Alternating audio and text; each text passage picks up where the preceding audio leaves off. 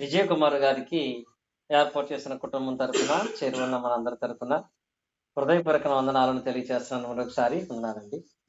వందనాలండి. మహోన్నతమైనటువంటి దేవుడు మన ప్రియులైనటువంటి రాజు గారిని, మా సహోదరి ఆశాను దేవుడు ప్రేమించి మొదటిగా వారి కుటుంబస్థ జీవనంలో వారి వివాహం అన్న తర్వాత వారిని సమస్త విషయాలంతా వర్ధిల్లింప చేస్తూ ఈరోజు చక్కటి బిడ్డలతో కలిసి దేవుని సంబంధమైన విశ్వాసంలో కొనసాగేటువంటి స్థితిని ఇచ్చినందుకు గాను, అలాగే సోదరి ఆశా విషయంలో దేవుడిచ్చిన మరొక నూతన సంవత్సరాన్ని బట్టి కూడా ఈ ప్రత్యేకమైనటువంటి కృతజ్ఞత కూడిక ఏర్పాటు చేయబడి ఉంది. దీనికి ఎలాగూ ప్రతి విషయమందు కృతజ్ఞత తెలియపరచడం అనేది దేవుని చిత్తం అనేది ఎప్పుడూ కూడా మనం మర్చిపోకూడదనే విషయాన్ని మరలా జ్ఞాపకం చేస్తూనే ఉంటాను. లేఖనాలు ఎప్పటికప్పుడు హెచ్చరిస్తూనే ఉంటాయి. ఆ విషయాన్ని నమ్మినటువంటి వారుగా, సత్యం తెలిసినటువంటి వారుగా ఈ కూడికను ఏర్పాటు చేసిన రాజు గారికి, చేరువచ్చిన వారికి, దూర ప్రాంతం నుంచి పాల్గొన్నటువంటి వారికి కూడా యేసుక్రీస్తు నామమున హృదయపూర్వక వందనాలు తెలియజేస్తూ, మనము తెస్సలోనికీయులకు రాసినటువంటి మొదటి పత్రికలో 5వ అధ్యాయము 9వ వచనములో అపోస్తలుడైన పౌలు గారు తెస్సలోనికలో ఉన్నటువంటి సంఘానికి ఈ పత్రికను రాస్తూ దేవుని గురించినటువంటి ఒక గొప్ప సంకల్పాన్ని ఈ వచనంలో తెలియపరచడాన్ని మనం చూస్తున్నాము. అదేంటంటే, ఎందుకనగా మన ప్రభువైన యేసుక్రీస్తు ద్వారా రక్షణ పొందుటకే దేవుడు మనను నియమించెను గాని ఉగ్రతా పాలొకటకు నియమింపలేదు అని. నియమించెను అంటే ఏర్పాటు చేసుకోవటం, లేక ప్రత్యేకపరుచుకోవటం, లేక సిద్ధపాటు చేసుకోవటం. భూమి మీద ఉన్నటువంటి ప్రతి మనిషిని కూడా దేవుడు ఎందుకు సృష్టించుకున్నాడో పౌలు గారు తెలియపరుస్తున్నారు. ప్రతి మనిషిని కూడా దేవుడు దేని కొరకు సృష్టించాడని వాక్యంలో మనం చూస్తున్నాం. ప్రతి మనిషి రక్షణ పొందటానికి అందరినీ దేవుడు చేశాడు తప్ప ఉగ్రత పాలవటానికి, నరకానికి వెళ్ళిపోవటానికి, నాశనం అయిపోవటానికి దేవుడు భూమి మీద ఏ ఒక్క మనిషిని చేయలేదు. మనుషులందరి విషయంలో దేవుని ఆలోచన అంటే అందరూ రక్షణ పొందాలి, అందరూ పరలోకం వెళ్ళాలి. పక్షపాతంతోనో, అసూయతోనో, కపటముతోనో ఆయన భూమి మీద ఉన్న ఏ మనిషి విషయంలో కూడా వీడి నాశనానికి పుట్టాడు, వీడి నాశనం అయిపోవాలని దేవుడు ఎప్పుడూ కోరుకోలేదు. అదే పౌలు గారు చెప్తున్నాడు. దేవుడు మనల్ని ఎందుకు సృష్టించాడు అంటే రక్షణ పొందటానికే తప్ప తన ఉగ్రతకు పాలవటానికి మనల్ని సృష్టించలేదు అని.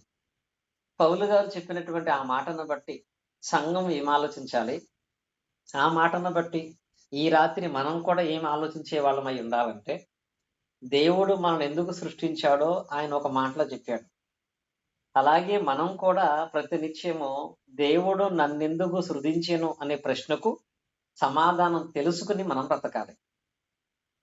మనకు జీవితాన్ని ఎందుకు దేవుడిచ్చాడు, ఈ జీవితంలో ఒక భర్తను దేవుడు ఎందుకు ఇచ్చాడు, ఒక భార్యను దేవుడు ఎందుకు ఇచ్చాడు, పిల్లలను దేవుడు ఎందుకు ఇచ్చాడు, చదువు దేవుడు ఎందుకు ఇచ్చాడు, వాహనం దేవుడు ఎందుకు ఇచ్చాడు అంటే మనం కలిగి ఉన్న ప్రతి దాని పట్ల దేవునికంటూ ఒక సంకల్పం ఉంటుంది.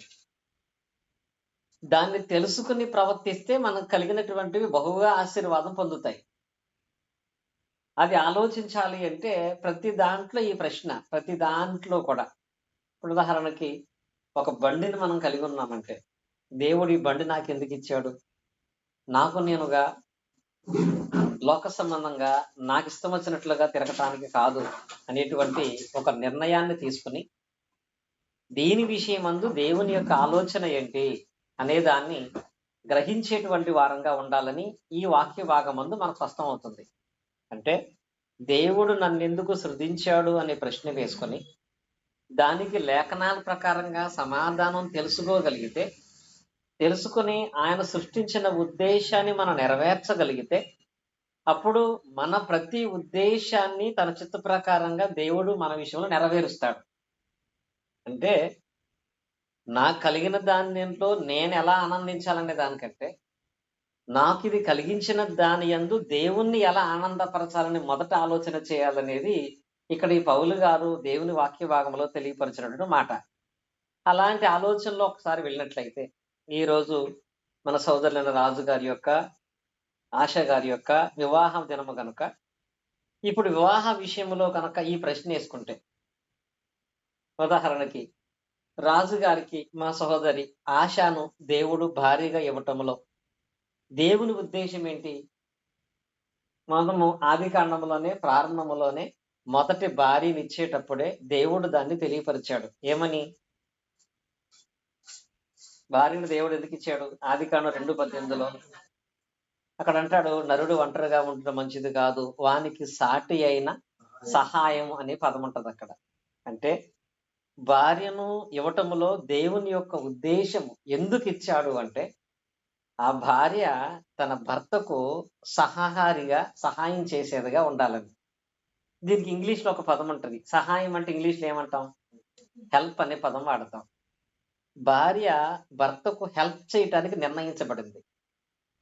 కానీ ఇప్పుడు గ్రామర్ మిస్టేక్ కాదు కానీ యథార్థంగా ఎలా మాట్లాడుతున్నారంటే, భార్య హెల్ప్ గా ఉందా, హెల్ గా ఉందా? హెల్ అంటే ఏంటి? నరకం. అంటే దేవుడు నీకు నరకాన్ని చూపించడానికి భార్యనివ్వలేదు. దేవుడు నీకు హెల్ప్ చేయటానికి దేవుడు భార్యనిచ్చాడు. హెల్ప్ గా ఉండాల్సిన భార్య హెల్ గా ఎందుకు అలా మారింది? సహకారిగా ఉండాల్సిన కుటుంబం ఎందుకు నీకు నరకంగా కనపడుతుంది అనేటువంటి ఉద్దేశాలు మనకు అర్థం అవ్వాలి అంటే, మనం కలిగి ఉన్నటువంటి ఈ కుటుంబము ద్వారా దేవుడు ఎందుకు దీన్ని కలగ చేశాడనేది ఆలోచించాలి. అది ఆలోచించేటువంటి వాళ్ళు ఎలా ఉంటారంటే, వాళ్ళ జీవితాలు ఎలా ఆశీర్వాదం పొందుతాయంటే, పరిశుద్ధ గ్రంథములో ఈ విషయం గురించి ఆలోచించిన 2 సందర్భాలు మనం చూస్తాం. పాత నిబంధన భాగంలోకి మనం వెళ్ళినట్లయితే ఎస్తేరు గ్రంథము 4వ అధ్యాయం 14వ వచనం చూడండి. ఎస్తేరు గ్రంథము 4వ అధ్యాయం 14వ వచనం. ఇక్కడ నీవు ఈ సమయమందు ఏమీ మాట్లాడక మౌనముగానున్న ఎడల యూదులకు సహాయము విడుదలయు మరి యొక్క దిక్కు నుండి వచ్చును గాని నీవును నీ తండ్రి ఇంటి వారును నశించెదరు. నీవు ఈ సమయమును బట్టియే రాజ్యమునకు వచ్చితివేమో ఆలోచించుకోమని చెప్పమని. ఈ వాక్య భాగంలో చూడండి, ఇది ఎప్పుడు జ్ఞాపకం చేసుకుంటూ ఉంటాను నేను. ఈ సందర్భం ఏమిటంటే, యూదులందరూ కూడా బబులోను చెర తర్వాత అష్షూరు రాజు యొక్క చెరలో ఉన్నారు. యూదులందరూ అష్షూరు రాజు యొక్క చెరలో ఉన్నారు. ఈ అష్షూరు రాజు యొక్క చెరలో ఉన్నప్పుడు ఈ అష్షూర్ అనే రాజు హామాను అనేటువంటి ఒక నాయకుడిని ఏర్పాటు చేశాడు. హామాన్ అనే ఒక నాయకుడిని. వాడు బహు కపటం కలిగినటువంటి వాడు, అసూయ కలిగినటువంటి వాడు, గర్వాన్ని కలిగినటువంటి వాడు. అటువంటి హామాన్ అనే ఒక ఆయన యూదుల్లో ఉన్నటువంటి ఒక ప్రత్యేకమైన వ్యక్తి ఎవరంటే మొర్దెకై. ఈ మొర్దెకై తనొక నమస్కారం చేయలేదనే ఒక కారణం చేత మొర్దెకై యొక్క జనాంగం అంతటినీ నాశనం చేయడానికి ప్లాన్ చేశాడు. యూదులందరూ నాశనం చేయడానికి ప్లాన్ చేశాడు. హామాను ఈ ప్లాన్ చేసేటప్పటికి దేవుని కృప వల్ల ఎస్తేర్ అనేటువంటి ఆ స్త్రీ రాజుగారికి భార్యగా ఉంది. ఎస్తేర్ ఎవరు? యూదురాలు. ఈ హామాను యూదులందరిని నాశనం చేయడానికి ప్రణాళిక చేసుకున్నాడు. ఒక లెటర్ రాపిచ్చాడు. యూదులందరిని నాశనం చేసే పరిస్థితి వచ్చింది. కానీ ఎస్తేరును మాత్రం ఏం చేయలేడు. ఎందుకని? రాజుకు భార్యగా ఉంది కనుక ఆమె సేఫ్. యూదులందరూ ఖచ్చితంగా నాశనం అయిపోతారు. అప్పుడు ఈ ఎస్తేరును పెంచినటువంటి మొర్దెకై ఆ ఎస్తేరుతో అన్న మాట ఏంటంటే, నిన్ను దేవుడు ఎందుకు ఈ స్థానంలో ఉంచాడో నువ్వు గుర్తించావా? ఒక సామాన్యమైన స్త్రీగా ఉన్న నిన్ను తీసుకెళ్ళి ఒక రాణి స్థానంలో దేవుడు పెట్టాడంటే దాని ఉద్దేశము ఇదేనేమో. ఏది? రాణి స్థానంలో ఉన్న నీవు దేవుని ప్రజలైన యూదులను విడిపించుతావనే ఇందుకొరకే దేవుడు నిన్ను పట్టుకెళ్ళి రాణి స్థానంలో పెట్టాడేమో ఆలోచించు. ఇంకొకటి, ఇప్పుడు రాణి స్థానం దేవుడు నీకు ఇచ్చాడు, నువ్వు దాని విషయంలో ఆలోచించి నువ్వు సహాయం చేయకపోతే దేవుడు తన ప్రజలను రక్షించడానికి వేరే రకంగా సహాయం పంపుతాడు. తన ప్రజలను వదిలిపెట్టేవాడు కాదు కదా. కానీ దేవుడు వేరే రకంగా తన ప్రజలను కాపాడుకున్నా నువ్వున్న ఆ స్థానాన్ని బట్టి దేవుని యొక్క సంకల్పం తెలియకుండా నువ్వు సహాయం చేయలేదు కాబట్టి నిన్ను, నీ ఇంటి వారిని దేవుడు నాశనం చేస్తాడని చెప్పాడు. ఇది ఎస్తేరు విషయం ఆలోచన చేస్తే, మరి మన జీవితంలో కూడా మనం ఈరోజు ఏ స్థానంలో ఉన్నా దాని యందు దేవుని కంటే ఒక ఉద్దేశం ఉంటది.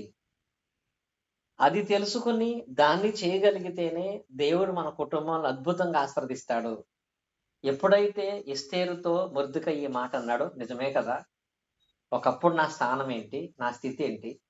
ఈరోజు రాణిగా ఇక్కడ నేనున్నానంటే ఇందుకోసమే దేవుడు నన్ను నియమించాడేమో. ఇప్పుడు నేను పని చేయకపోతే, ఇప్పుడు నేను నిలబడకపోతే, ఇప్పుడు నేను యూదుల కొరకు మాట్లాడకపోతే నిజంగా నన్ను దేవుడు తీర్పు తీరుస్తాడు కదని చెప్పి ప్రాణాలకు తెగించి మరీ ఎళ్లి ఎస్తేరు ప్రయత్నం చేసి యూదులను కాపాడింది.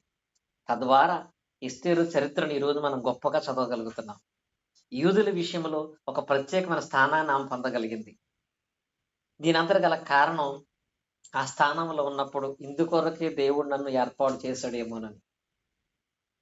ఇంకా ఇంకొక భాగం మనకు వెళ్ళేటప్పటికి ఆదికాండములో ఒక సందర్భాన్ని చూస్తే ఆదికాండము 45వ అధ్యాయం మనం జ్ఞాపకం చేసుకున్నట్లయితే ఆదికాండము 45వ అధ్యాయంలో ఒక లేఖనాన్ని చదువుకుందాం. 5వ వచనం. 45 వచనం. అయినను నేను ఇక్కడికి వచ్చినట్లు మీరు నన్ను అమ్మివేసినందుకు దుఃఖపడకుడి, అది మీకు సంతాపన పుట్టింపనీయకుడి. ప్రాణరక్షణ కొరకు దేవుడు నీకు ముందుగా నన్ను పంపెను. అసలు ఇక్కడ యోసేపు మాట్లాడిన మాట అద్భుతంగా ఉంటదండి. ఈ మాట చదువుతుంటే చాలా బాధేస్తుంది కూడా నాకు. అంటే అంత సంతోషం, ఒక బాధ ఏంటంటే యోసేపు అని ఒక వ్యక్తి ఉన్నాడు, దేవునియందు భయభక్తులు కలిగిన వాడు. కానీ నీతిగా, నిజాయితీగా, యథార్థంగా ఉండటాన్ని బట్టి సొంత అన్నలే అతన్ని సహించలేదు.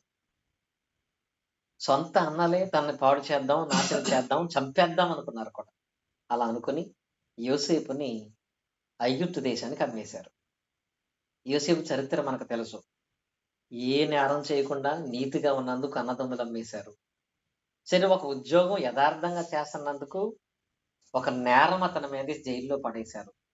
ఇన్ని శ్రమలు ఎదుర్కొన్న తర్వాత యోసేపును దేవుడు ప్రత్యేకపరిచి రాజుగారు కలిచ్చి దాని భావం చెప్పి ఐగుప్తు దేశం అంతటి మీద ఒక గొప్ప అధికారం చేశాడు. ఇంత అధికారిగా అయిన తర్వాత ఏ అన్నలైతే తనను నమ్మేశారో వాళ్ళే తినటానికి తిండి లేక అదే యోసేపు దగ్గరికి వాళ్ళు వెళ్ళారు. కానీ యోసేపు దగ్గరికి వెళ్ళినప్పుడు ఆయనేమో ఒక అధికారి స్థానంలో కూర్చున్నాడు, వీళ్ళేమో దాసులుగా అడగటానికి వెళ్ళారు. అక్కడ చూసిన యోసేపు వీళ్ళని గుర్తుపెట్టాడు, కానీ వీళ్ళ మాత్రం గుర్తుపట్టలేదు. తమ్ముడు ఇప్పుడు చచ్చిపోయాడు అనుకున్నారు.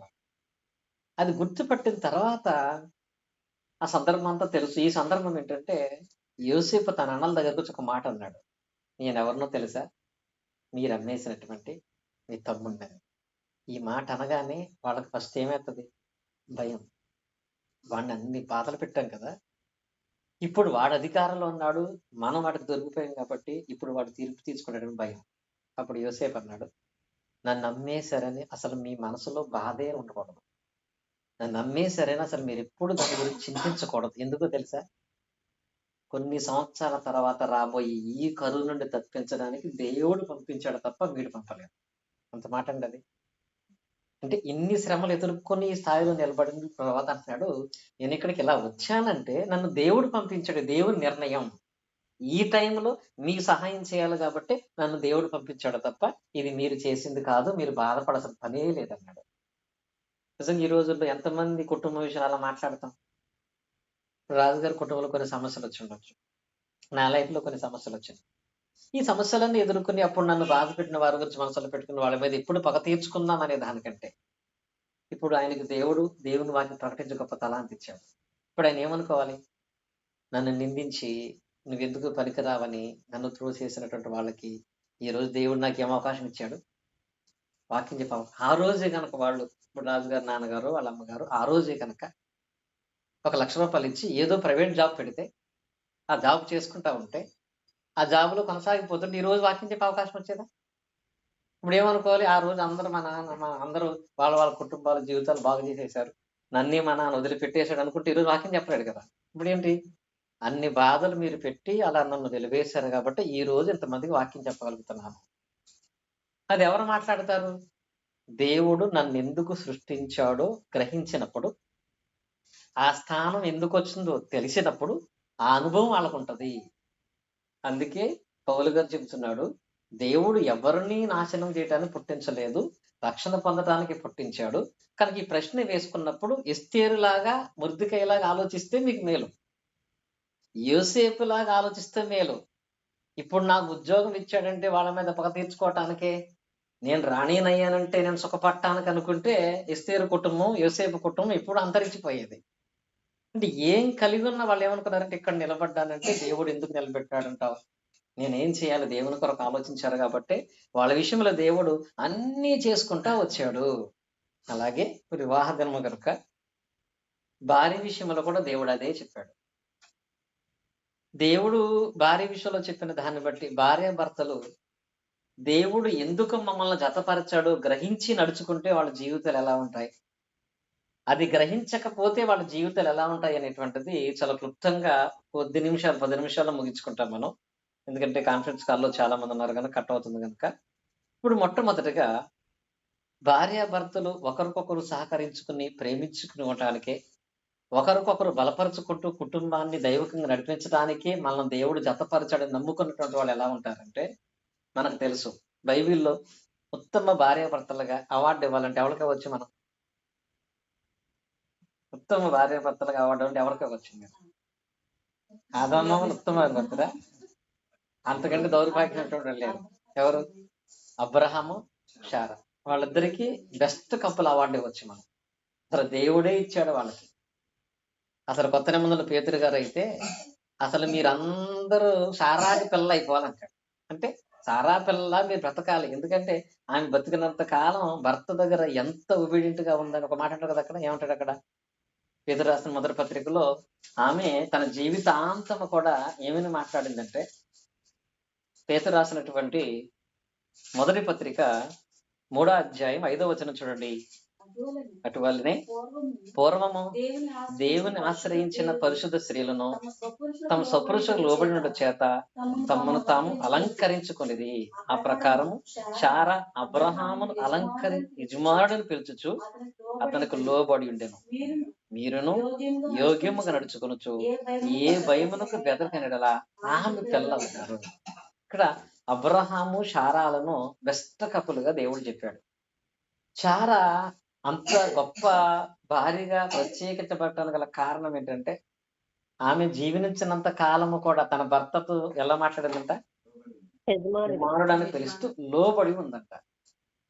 అబ్రహాం గారి లైఫ్ లో గొప్ప సన్నివేశం మనందరికి తెలుసు. దాన్ని చదివించాను అనుకుంటే ఆదికాండ 18వ అధ్యాయంలో మధ్యాహ్న కాల సమయంలో అబ్రహాం గారు 3 మనుషులను తీసుకొని వచ్చి తేరా లోపలికి వెళ్ళి, ఆదికాండం 18:6లో ఉంటది, నువ్వు అర్జెంటుగా 3 మానికల పిండి కలిపి వీళ్ళకి ఆహారం తెలియజేయమని చెబితే చారా ఏముంది?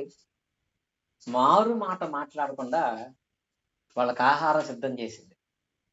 అందుకే ఆమె మంచి భార్య అయిందండి. మధ్యాహ్నం భోజనం అయిపోయిన తర్వాత కూడా భర్త ఎవరినో పిలుచుకొచ్చి వాళ్ళ కోసం 3 మానికల పిండి కలిపి రొట్టె చేయమంటే నా భర్త చెప్పాడు. పైగా నా భర్త చెప్పినటువంటి పని చెడు పని కాదు. ఎదుటి వాళ్ళకి సహాయం చేయమంటున్నాడు, మేలు చేయమంటున్నాడు, భోజనం పెట్టమంటున్నాడు. ఇది నాకు ధన్యత అని భావించి అబ్రహాం మాటకు లోబడి ఆ రోజు భోజనం పెట్టింది కాబట్టి ఆమె తల్లయింది. ఆ రోజే తల్లయింది. ఆ రోజే దేవుడు ఆశీర్వదించాడు. ఆ రోజే గనక ఎప్పుడు పడితే అప్పుడు నువ్వు ఏది పడితే చెబితే నేను చేయటానికి ఖాళీగా లేను అని ఆ భర్తను ఎదిరించే మనసు మాట్లాడుంటే ఆ తర్వాత సిచ్యువేషన్ అనేది ఎలా ఉండేదో. అంటే అబ్రహామును గౌరవించి, అతని మాటను గౌరవించి, ఇంకోటి ఇలా ఒక భార్య తన భర్త మాట గౌరవించాలంటే ఆయన చెప్పే పని గురించి కూడా ఆలోచించాలి. ఇప్పుడు అబ్రహాం వచ్చి 3 భోజనం పెట్టమన్నాడు. అది మంచిది చెడ్డదా? ఆలోచించింది. ఇది మంచి కార్యము కదా అని ఆలోచించి, నా భర్త ఎప్పుడు మంచి చెప్తాడు కదా అని చెప్పి తాను పరిచర్య చేసింది. తద్వారా దీవెన పొందుకుంది. ఒక భర్త కూడా భార్య విషయంలో ఎలా ఉంటాడు అంటే, మనం రాజుల 2వ గ్రంథం మనం చదువుకున్నట్లయితే 4వ అధ్యాయము 22, 23 వచనాలు చూడండి.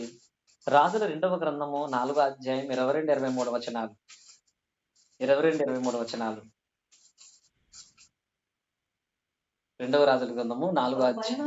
తన పనివానిని ఒక గాడిదను తన ఎద్దుకు పంపము, నేను దైవజనుడి యొద్దకు పోయి వచ్చేదనని తన పెనిమిటితో ఆమె అనగా, అతడు నేడు అమావాస్య కాదే, విశ్రాంతి దినము కాదే, అతని యొద్దకు ఎందుకు పోవదు అని అడుగుగా ఆమె నేను పోవటం మంచిదని చెప్పాను. ఈ వాక్యంలో చూడండి, ఇలా ఏ భార్య అయినా అంటే భర్త వెంటనే పర్మిషన్ ఇస్తాడా ఈ రోజుల్లో? అలా పర్మిషన్ భర్త ఇవ్వాలంటే ఆ భార్య ఎంత నమ్మకాన్ని భర్త దగ్గర చూపిస్తే ఆ మాట అంటాడు. ఇక్కడ సునేమీరాలు, నేను బయటికి వెళ్ళాలి, దైవజన్ దగ్గరికి వెళ్ళాలి, అర్జెంట్ గాడిద కట్టమన్నాడు.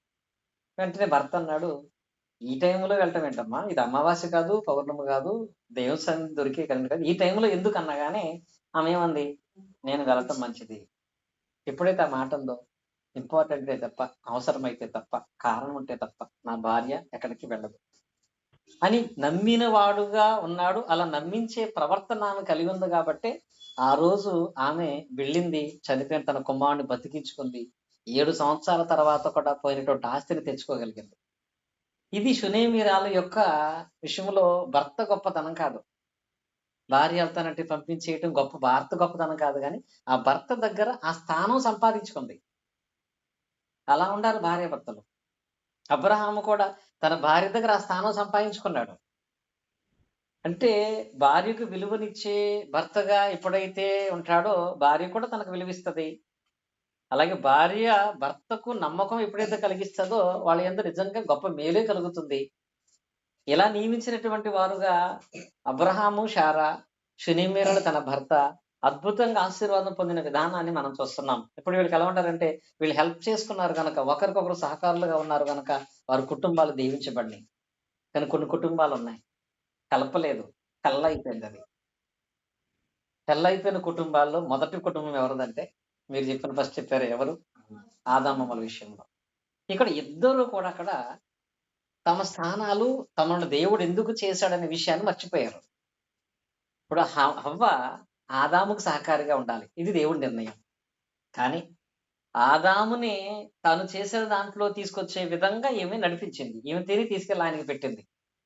ఆయన కూడా అది చెడు అని తెలిసిన, దేవుని మాటకు అతిక్రమం తెలిసిన, తన భర్తకు భార్యకు లోపడేటువంటి వాడుగా ఆ పండు తినేశాడు. తద్వారా ఆ తర్వాత వాళ్ళ జీవితం ఎలా ఉంది, ఎంత కష్టాలు పడ్డారు, ఎన్ని శాపాలు అనుభవించారు. హెల్ప్గా దేవుడు ఇస్తే హెల్ అనేది వాళ్ళు సృష్టించుకున్నారు. దేవుడు ఏమిచ్చాడు, హెల్ అనేది వీళ్ళు సృష్టించుకున్నారు. కృత నిబంధనలో కూడా ఇద్దరు భార్య భర్తలు ఉంటారు. అపోస్తలకార్యం 5వ అధ్యాయం మనం చదివినట్లయితే వాళ్ళెవరు, అన్నయ్య. ఇప్పుడు వీళ్ళకి దేవుడు అద్భుతమైనటువంటి దేవుని ఇచ్చాడు, దేవుని సన్నిధికి వెళ్ళేటువంటి విశ్వాసాన్ని కూడా ఇచ్చాడు. కానీ వాళ్ళిరువురు ఏకీభవించే మనసు కూడా ఉంది. కానీ ఈ భార్య భర్త ఇద్దరు అబ్రహాము, శారా లాంటి వాళ్ళు కాదు, షునేమీరాలు తన భర్త లాంటి వాళ్ళు కాదు. వీళ్ళు దేంట్లో ఏకీభవించారు, దేవుణ్ణి మోసం చేయటానికి వాళ్ళు సిద్ధపడ్డారు.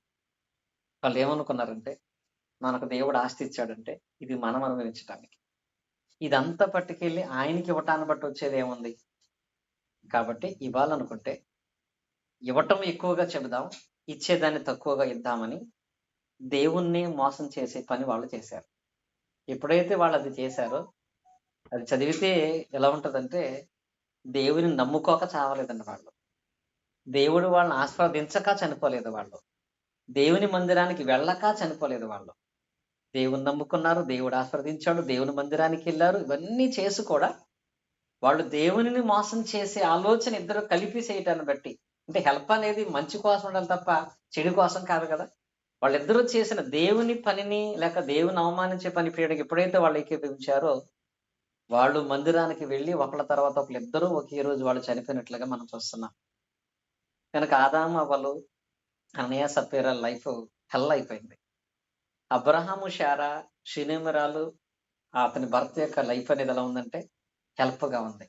వాళ్ళు దైవ సంబంధమైన స్వభావంతో ఒకరికొకరు సహకరించుకుని దేవుని పని చేశారు కాబట్టి దేవుడు వాళ్ళకి ఎప్పుడు సహాయం చేస్తానే ఉన్నాడు. దేవుని పని విషయంలో మనం సహాయం చేయాల్సిన అవసరం లేదు.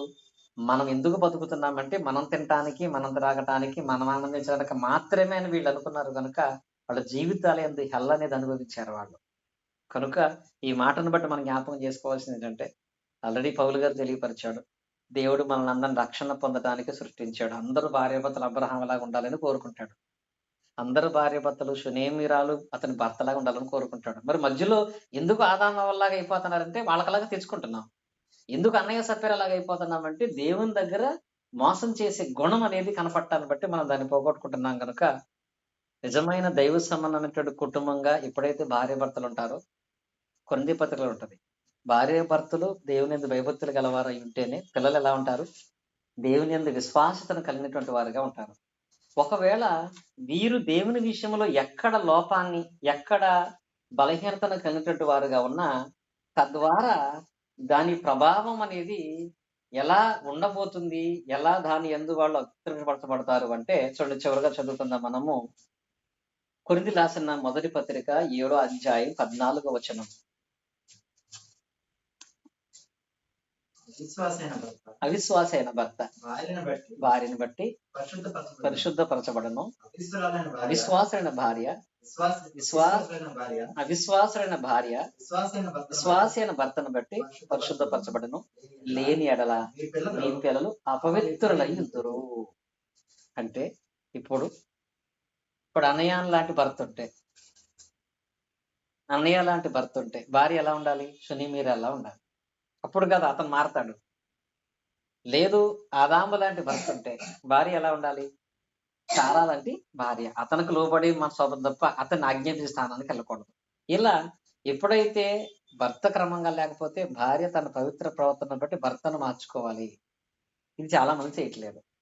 ఆయన దేవుని దగ్గరకు రాడు, ఆయన మందిరానికి రాడు, ఆయన ఇష్టం వచ్చి ఆయన ఉంటాడు. సర్లే నేను నా పిల్లలు వెళ్ళిపోతాను అనుకుంటాం. కానీ నీ భర్త దేవునికి దూరం అయితే మధ్యలో పాడైపోయేది ఎవరంటే పిల్లలు. నీ భార్య అవిశ్వాసరాలు అయితే మధ్యలో అపితలైపోయే వాళ్ళు పిల్లలు.